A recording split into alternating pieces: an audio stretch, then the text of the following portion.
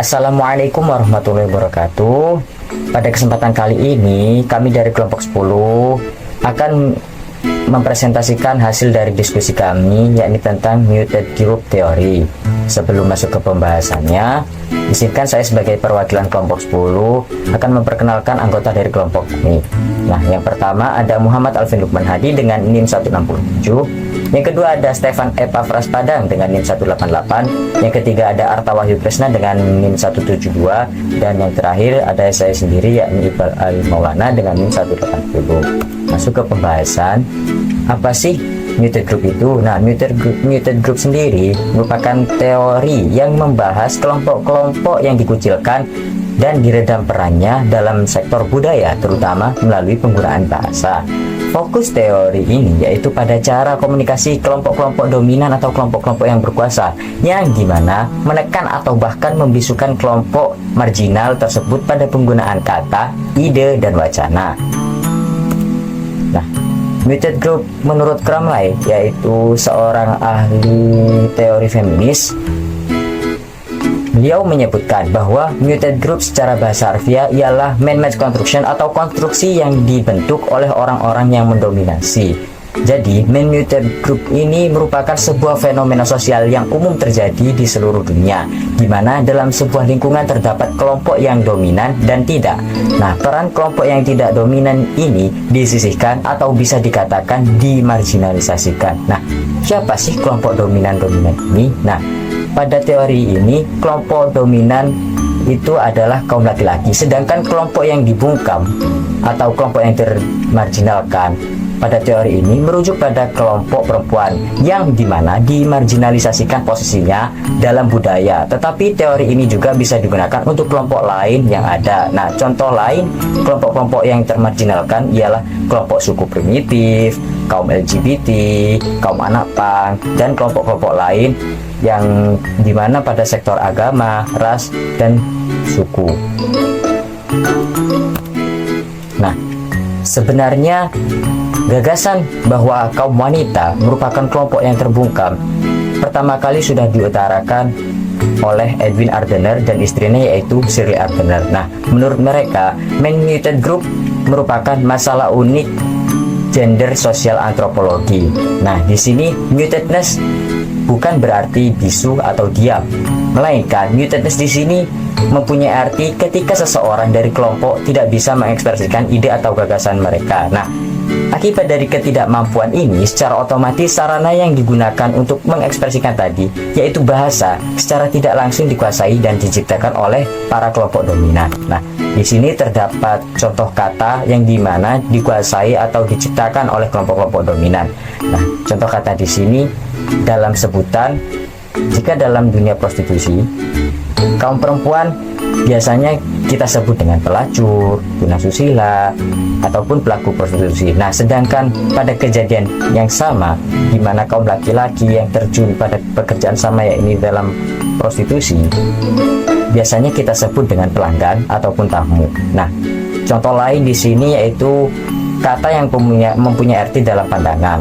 Nah, jika wanita yang bergaul dengan banyak laki-laki, biasanya kita sebut wanita murahan. Nah, sedangkan laki-laki yang bergelut dengan banyak wanita, biasanya kita sebut dengan playboy. Nah, dari kedua contoh kata ini dapat kita lihat bahwa kaum dominan berperan penting untuk menekan atau membungkam kaum yang termarginalkan. Oke, selanjutnya ada the masculine power to name experience, yang berarti kekuatan maskulin untuk menamai pengalaman. Sesuai judulnya, jadi di sini laki-laki itu memiliki power daripada perempuan. Ya, jadi Kramaraya ini membahas bagaimana perbedaan pengalaman dan aktivitas antara perempuan dan laki-laki membuat perempuan melihat dunia secara berbeda. Contohnya, ketika wanita bekerja di bidang teknik, mungkin akan mengalami perbedaan pengalaman dalam lingkungan kerja yang didominasikan oleh laki-laki, yang dimana perempuan ini akan terbatas dalam menyampaikan pandangan atau idenya, karena kurang didengar atau kurang berharga. Karena laki-laki ini memiliki stereotip yang tegas, kuat, dan mungkin pemberani dibandingkan dengan perempuan yang lemah lembut. Kemudian ada kata-kata merendahkan terhadap perempuan, yang dimana contohnya ketika dalam sebuah rapat, ketika perempuan menyampaikan pandangannya, ide tersebut akan kurang didengar atau dianggap kurang berharga dibandingkan ide yang diajukan oleh rekan laki-laki. Yang dimana ketika perempuan memberikan keputusan yang tegas, dia akan dianggap seperti perempuan yang agresif. Dibandingkan laki-laki, dia akan dianggap sebagai rekan yang kuat. Kemudian adanya pengaruh bahasa terhadap persepsi realitas, yang dimana ketika wanita terus-menerus mendengar istilah atau kalimat yang merendahkannya, wanita tersebut akan meragukan kemampuannya meskipun sebenarnya dia itu sangat kompeten dalam hal tersebut. Di sini Kramara ini menyoroti pentingnya pengendalian bahasa untuk wanita belajar mengontrol bahasa yang digunakannya dalam berkomunikasi, sehingga dia dapat percaya diri dalam menyampaikan pandangannya. Kemudian ada men as the gatekeepers of communication, yang dimana laki-laki ini sebagai penjaga dalam komunikasi. Nah, hal ini adalah peran laki-laki yang mengakibatkan para perempuan itu terdiam. Contohnya yang pertama, ada kendali atas nama. Jadi, contohnya misal sebagian wanita itu mengubah nama mereka setelah menikah. Jadi, mengubah nama belakang mereka menjadi nama suaminya. Jadi, ini tuh mencerminkan kontrol laki-laki dalam hukum dan norma sosial. Jadi, pada tahun 94-an di Inggris, ada 94% wanita yang mencantumkan nama suaminya setelah dia menikah. Yang kedua, ada pengaruh media massa, yang dimana laki-laki umumnya mengendalikan media massa yang menggambarkan perempuan sebagai korban kekerasan seksual. Kemudian juga, karya-karya perempuan tidak diterbitkan, karena sebagian besar penjaga pintu dunia penerbitan dan media itu adalah laki-laki. Jadi selama 500 tahun, wanita dilarang membuka bisnis, bahkan pengaruhnya dalam media cetak, hingga tahun 70-an.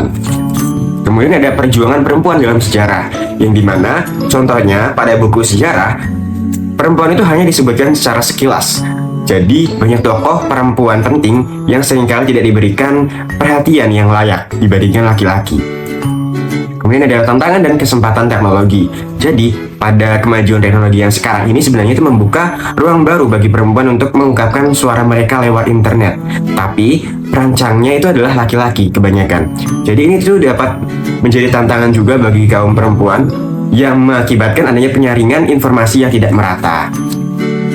Selanjutnya ada the problem of translation. Kramara mengatakan untuk berpartisipasi dalam masyarakat, perempuan harus mengubah model mereka sendiri dalam kaitannya dengan sistem ekspresi laki-laki yang diterima. Jadi yang dimaksud Kramara yaitu kayak perempuan itu harus menyesuaikan gaya berbicara laki-laki di depan umum supaya bisa diterima oleh pihak umum.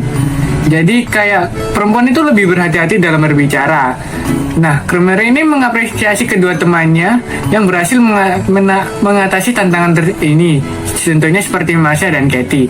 Marsha adalah seorang pengacara. Marsha mampu berbicara di depan umum karena ia menangani sebuah kasus. Sedangkan Katie adalah seorang pendeta yang bekerja di sebuah sekolah dan ia menjadi salah satu pembicara terbaik dalam sekolah tersebut. Teori feminis tidak hanya untuk menyetarakan kekuatan antara perempuan dan laki-laki. Tujuan utama dari teori grup terbungkam adalah mengubah kata-kata yang dipakai di masyarakat karena berasal dari sudut pandang laki-laki dan meletakkan perempuan pada tempatnya. Nah, menurut Kramara sendiri, mengubah di sini termasuk tantangan karena di mana kamus yang dipakai itu mengabaikan kata dan pengertian yang dibuat oleh perempuan. Lalu, Kramara dan Paula Tracer membuat kamus yang disebut Feminist Dictionary yang menunjukkan definisi dari perempuan yang tidak ada di dalam Merriam-Webster Collegiate Dictionary. Feminist Dictionary ini meletakkan wanita di tengah dan memikirkan kembali bahasa dari sudut pandang yang sangat berbeda karena memakai sudut pandang dari perempuan itu sendiri. Nah, mereka berhasil memasukkan 2.500 kata dan membantu para wanita untuk mengubah situasi terbungkamnya mereka. Disclaimer juga kalau kata-kata yang mereka masukkan tidak semua perempuan memakainya. Sehingga internet juga membantu untuk memperbarui kosakata dengan kata-kata yang baru. Contohnya yaitu kata mansplaining. Tidak ada yang tahu siapa yang mengutarakan kata atau menciptakan istilah tersebut, tetapi istilah tersebut populer di tahun 2008. Kata mansplaining artinya seseorang pria yang menjelaskan suatu topik pembicaraan kepada perempuan. Nah, bagi perempuan itu kayak menganggap bahwa ini pria kenapa tahu dah daripada kami tentang sesuatu berbau dengan mungkin terkait dengan perempuan itu sendiri. Lalu berikutnya adalah beberapa cuplikan dari Feminist Dictionary. Di dalam bagian tersebut ada family man, yaitu pria yang paling peduli dengan keluarganya, yang dimana tidak ada label family woman karena dianggap hanya duplikat atau tiruan dari family man yang akan menghabiskan kosakata. Lalu gosip, yang berarti cara bicara antara perempuan dalam peran mereka sebagai perempuan. Topik biasanya itu yaitu mode, gaya, bahkan sifat orang dan orang itu sendiri. Lalu kita lanjut ke slide berikutnya, yaitu sexual harassment. Coining a term to label experience. Nah, dalam Feminist Dictionary ada entry kata sexual harassment yang merupakan adalah pencapaian besar karena mampu menyuarakan pengalaman perempuan kepada masyarakat. Nah, di tahun 1992 ada Journal of Applied Communication Research yang mempublish 30 cerita terjadinya sexual harassment, dipermalukan, bahkan trauma secara seksual oleh seseorang di posisi berkuasa dalam akademi. Kutipan dari Keramaian yaitu pelecehan seksual itu merajalela tetapi tidak acak. Seperti ada seorang wanita yang mencoba berbicara kepada profesor yang telah melakukan tindakan seksual yang tidak diminta. Nah, dalam pembicaraan tersebut, posisi wanita sangat terlihat tidak diuntungkan karena profesor menekankan bahwa wanita tersebut berpikir berlebihan karena hal itu adalah hal yang biasa. Sehingga wanita bingung mau bicara sama siapa lagi dan apa lagi. Karena berbicara kepada teman juga sama. Anggapannya juga mirip dengan profesor yang tadi. Metode group teori ini dapat menjelaskan rasa kebingungan dan kurangnya kekuasaan perempuan. Menurut Karamarae, penggunaan kata pelecehan seksual pertama kali digunakan dalam persidangan tahun 1970-an dan menjadi satu-satunya istilah hukum yang didefinisikan oleh perempuan. Tetapi, penelitian berikutnya menunjukkan bahwa masih banyak pria yang tidak mengerti apa yang dimaksud dari kosakata tersebut. Dan sekian yang bisa kami sampaikan dalam presentasi kami. Mohon maaf jika ada kata-kata yang keliru atau salah saat kami presentasikannya. Terima kasih karena telah mendengarkan presentasi kami. Jaga kesehatan karena hidup ini adalah kesempatan.